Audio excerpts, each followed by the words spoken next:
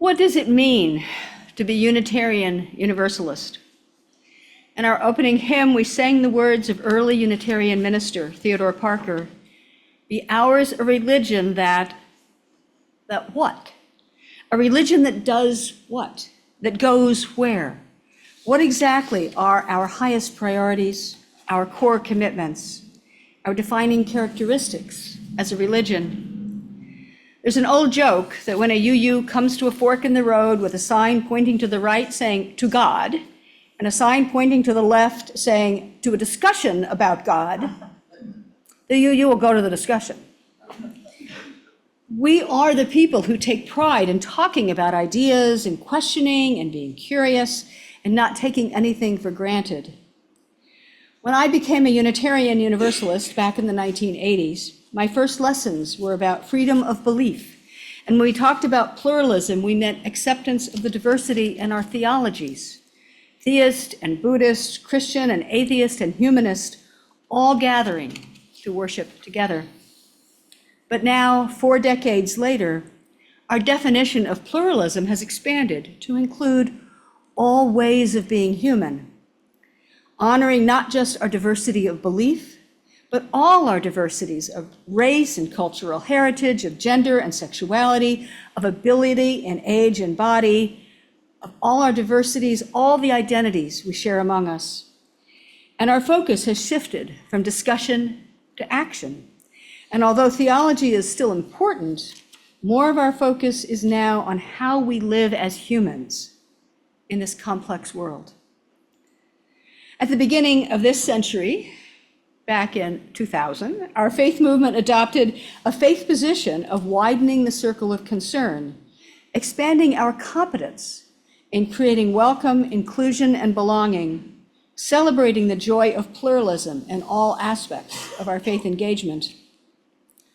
To echo our opening words today, inside of us all, there's a yearning, a calling, a hope for more, a desire for a place of belonging and caring. Belonging is a universal human need, to be welcomed, to feel at home, to find ourselves where our hearts are nourished and our gifts are received with honor in all our diverse, pluralistic wonder.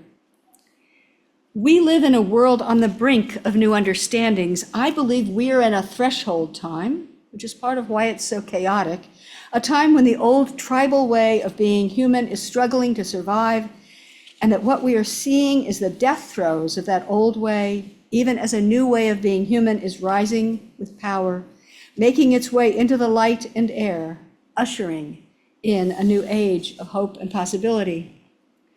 These are times that challenge us into new ways of being, discarding our comfortable and well-worn assumptions about ourselves and others as we move into new perceptions and understandings. We do well to remember that a time of crisis can also be a time of hope. Our response to crisis and challenge is a choice. We can respond with retreat and despair, or we can allow ourselves to be transformed, mobilized into a new perception, lifted into action, opened into a new way of living and loving into human possibility. This weekend, we celebrate pluralism across our nation. Yesterday, October 11th, was National Coming Out Day, honoring the LGBTQIA+ community and the rights of all people to live openly as their authentic selves. And we burn the rainbow candle today in honor of that holiday. Tomorrow, October 13th, is now widely recognized as Indigenous Peoples Day, superseding Columbus Day to honor the cultures and histories of the Native American people and the Native populations of all nations as we work to repair the tragic effects of settler colonialism for the first people of this continent, the first peoples of every continent. And we have a doll. and some of you are dressed in culturally appropriate clothing for Indigenous people. Unitarian Universalism is part of the evolutionary shift in our society, a shift away from centering people of privilege those between the ages of 30 and 60 who are white, straight, cisgender, neurotypical, of medium body size and shape, and able-bodied, in a society that marginalizes those whose identities are outside of that privileged group. It's a time then we can join the transformation toward a world where the full range of human identities are embraced in the circle of belonging, warmly welcomed for the unique gifts we offer each other. Reverend Rosemary Bray McNutt posed and answered a central question for our Unitarian Universalist faith when she asked, quote, "Why are we still talking about inclusivity and diversity when we have done so little to make them real? Why are we still looking pained about the lack of diversity in Unitarian Universalism?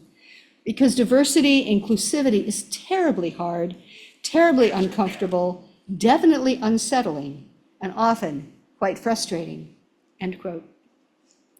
She goes on to make the point that being inclusive is the work of a lifetime. Quote, "It's hard to accept people who are not like you, who don't talk the way you do, or believe the things you believe, or dress or vote as you do. It's even harder to appreciate them for the things about them that are not like you, to find them interesting and fun, to enjoy the learning that's part of the experience, and to acknowledge, finally, that you may have to agree to disagree. The truth is this: if there is no justice, there will be no peace. Nothing that Unitarian Universalists need to do is more important than making justice real, here where we are. Hard as diversity is, it is our most important task," end quote. And I would add, especially in these times when we are seeing a rise, the backlash against really being diverse, focusing on diversity, equity, and inclusion. We may agree that inclusion is a central task of our faith, and yet the reality, despite our best intentions, is that most of us are not skilled at radical inclusion, at opening the circle of belonging to embrace all who enter, no matter who, no matter how they arrive at our doors. We all have had experiences of welcome and inclusion, along with experiences of exclusion, even when we are among people who intend to be welcome. So remember the story Joyce shared earlier, where Sam thought he was giving his friend Spike a compliment by saying that she ran fast for an alligator. That's what my mother used to call a backhanded compliment, an insult disguised as a compliment, and is what people with marginalized identity quickly recognize as a microaggression, a comment that sounds positive on the surface but is actually demeaning, a hurtful comment that excludes a person from the circle of belonging. We hear them all the time. "You look great for your age." "You know a lot for someone so young." "You speak really well for a person from the South." "You're wonderfully articulate for a person of color." And sometimes, people say it. And sometimes an attempt at what seems like a friendly joke, such as asking a tall person, "How's the weather up there?" Many of us have inadvertently done this. There are so many comments and experiences, so many disguised compliments or remarks that send a message that lets a person know that they are different, an outsider, excluded from the circle of belonging, subtly diminishing their humanity in the process.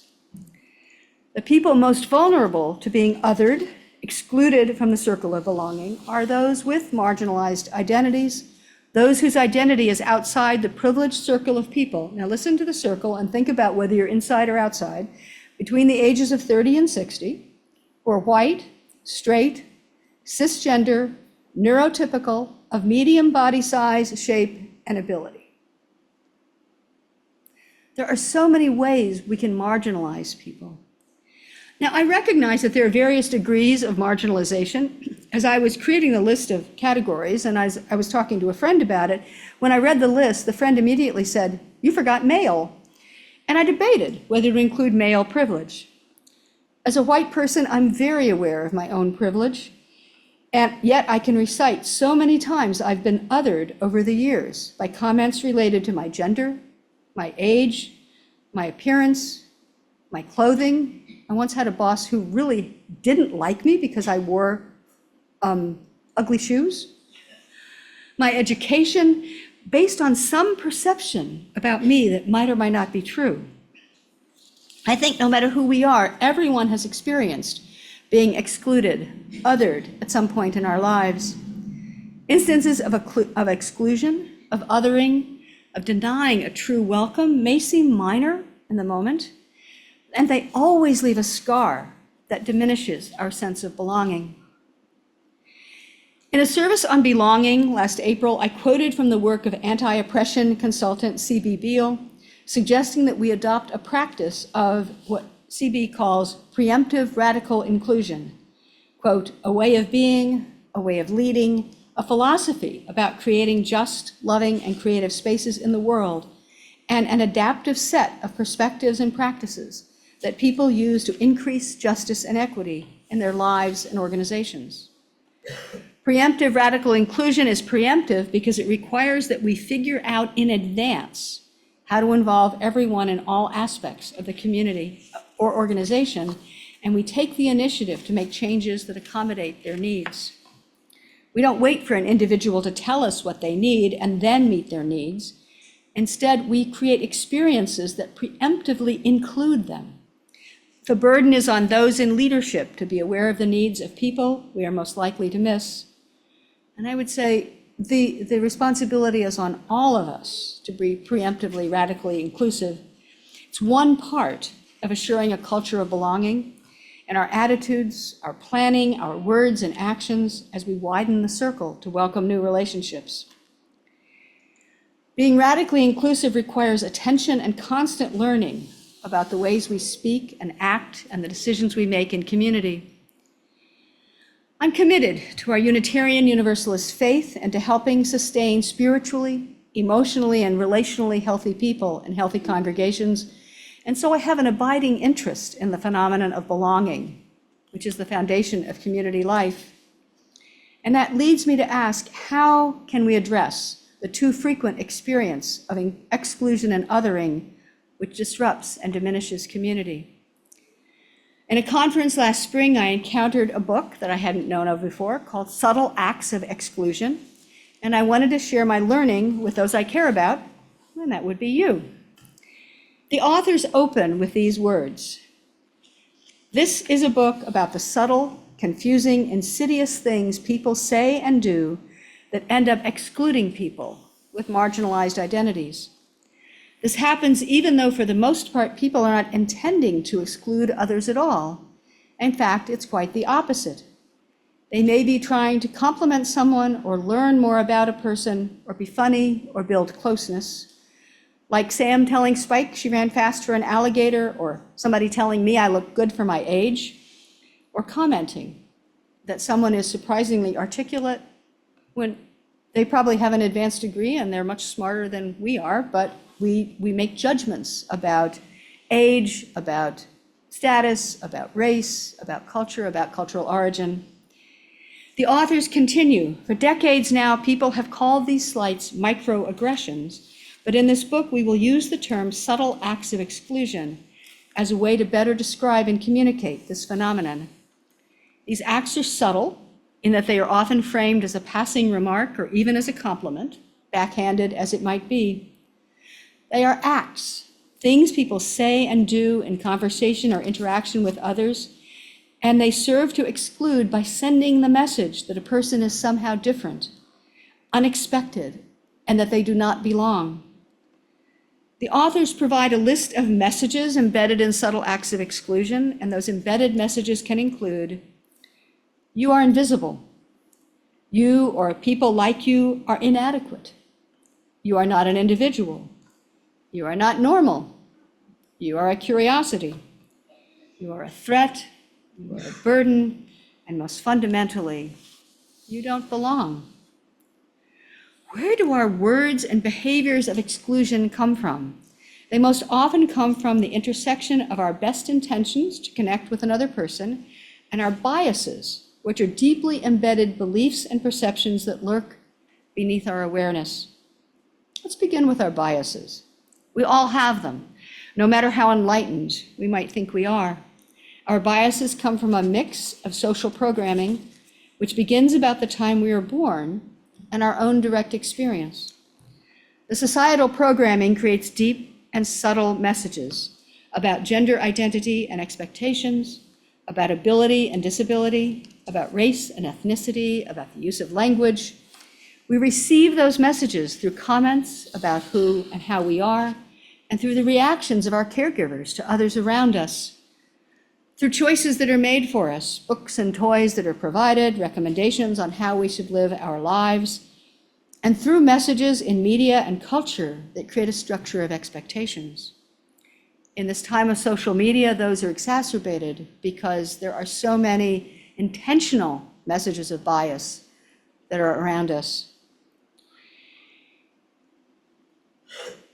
There are biases about female and male identity, as well as it means what not to identify, as well as what it means not to identify with the gender you were assigned at birth or not to identify with a binary gender. We are socially programmed with biases about all sorts of human characteristics. There are biases about what young people can or cannot, should or should not do, and about older people, and about people of different genders, those with different body shape or abilities, different neurodiversities, different racial, ethnic, or geographic origins. So being raised as a New Yorker, I lived in New Jersey for some time. You know how people in New York talk about people in New Jersey? Oh my gosh. New Jersey's a wonderful, beautiful, cultivated, completely blue state. In many ways, it's ahead of New York. I mean, but where do those biases come from? And when we speak or act based on those biases, when we express surprise or discomfort based on our biases and embedded expectations about a person's identity, we instantaneously brand them as other, as not belonging to our tribe. And then there's the problem of intentions. Some of you have been with me in a process of creating covenants in a group in which someone almost always offers the phrase, assume good intentions. And I always call them out on that.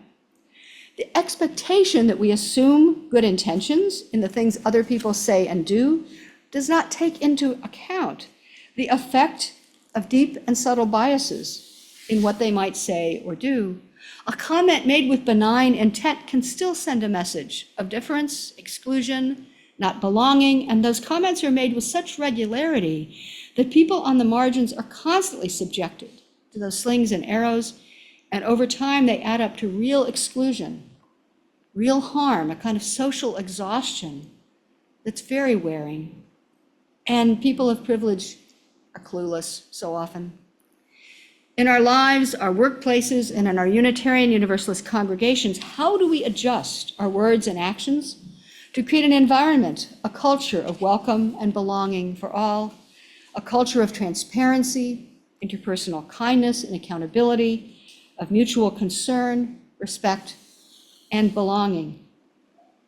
Creating a culture of belonging begins with our intention to transform, our willingness to look closely at ourselves, our biases, our words and actions, and to open ourselves to questioning how we have been and begin to experiment with speaking and acting in a different way. And we're not always going to get it right. The next step is to become more aware of our subtle biases, the ones that society has programmed into us beneath our awareness, to bring those into the light, and as the authors say, quote, to assess how our own social identities, attitudes, and experience influence our perspectives and styles of engagement with others, end quote. Awareness creates space for change, not to judge others for the times we've try that again. Awareness creates space for change, not to judge ourselves for the times we have excluded others unintentionally, but to understand and begin our own process to change toward inclusion. And then, just like any other new skill we want to develop, we practice, practice, practice. With humility and vulnerability, we seek out opportunities to admit our own inexperience so that we can develop our own capacities. We can practice doing things that are uncomfortable to better understand others' points of view, and we actively place others before ourselves in learning about their cultures and experiences, end quote. The authors of this book provide a framework for creating change as they say, quote, each of us has the positive power to make others feel you are enough, You are an individual. You are normal, you are special, you are safe, and you belong. Together, we have the capacity and the power to create a beloved community of faith in which we understand the power of belonging, where we create our intention and our capacity. We learn to ask questions humbly and safely. We seek self-awareness, suspend judgment, express kindness and compassion, a community of belonging in which we support a safe and inclusive environment for the transformation we seek. There's much more that can be said, and I believe that whatever is said and heard, whatever we learn together today, is simply a first step. There's an in-person workshop this afternoon, and we'll offer a deeper dive into our own experiences and our biases with an opportunity to consider situations, words, and actions of welcome and belonging. And with my apologies, we don't have a way to include participation on Zoom today, but if you would like a repeat of this workshop specifically on Zoom, or at another time, if you can't stay today, email me, and if there's enough interest, we'll set up some more learning sessions.